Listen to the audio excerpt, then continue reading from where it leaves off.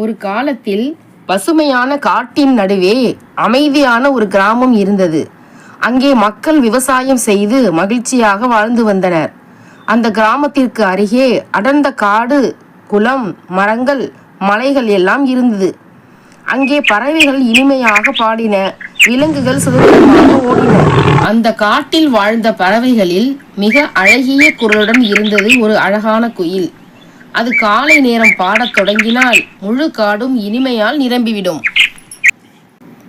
அதே காட்டில் மரத்தின் வேர் அருகே ஒரு பெரிய எறும்பு கூட்டம் வாழ்ந்து வந்தது.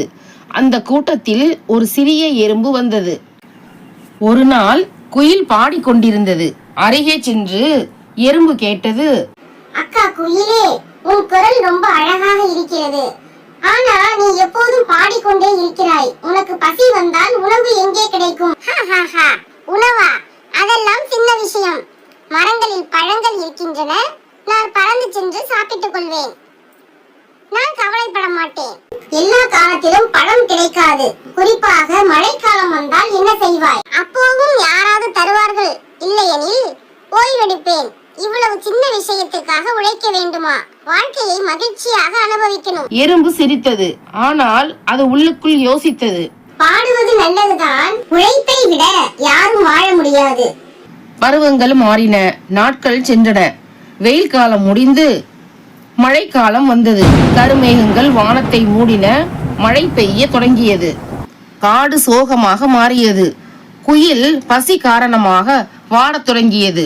அது பறந்து பழங்களை தேடியது. ஆனால் எதுவும் கிடைக்கவில்லை.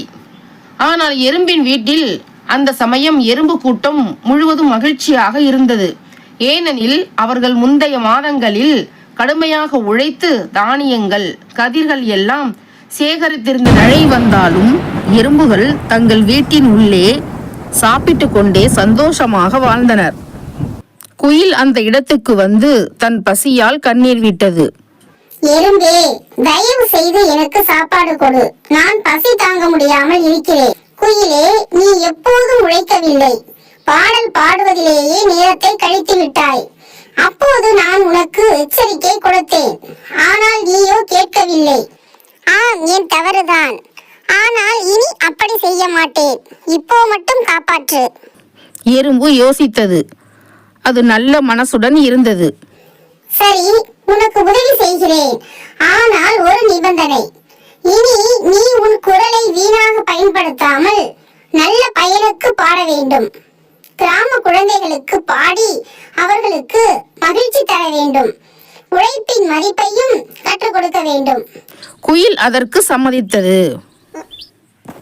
எறும்பு சொன்ன நாளில் இருந்து குயில் தனது இனிய குரலை பயன்படுத்தி குழந்தைகளுக்கு கதைகள், பாடல்கள் சொல்லத் தொடங்கியது.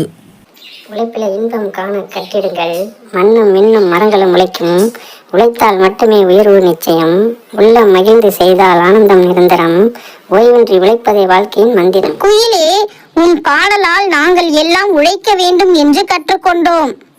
குயில் உள்ளத்தில் மகிழ்ச்சி பொங்கியது. உழைப்பு இல்லாமல் வாழ்க்கை இல்லை. குரலும் உழைப்பும் சேர்ந்தால் மட்டுமே வாழ்க்கை இனிமையாகும்.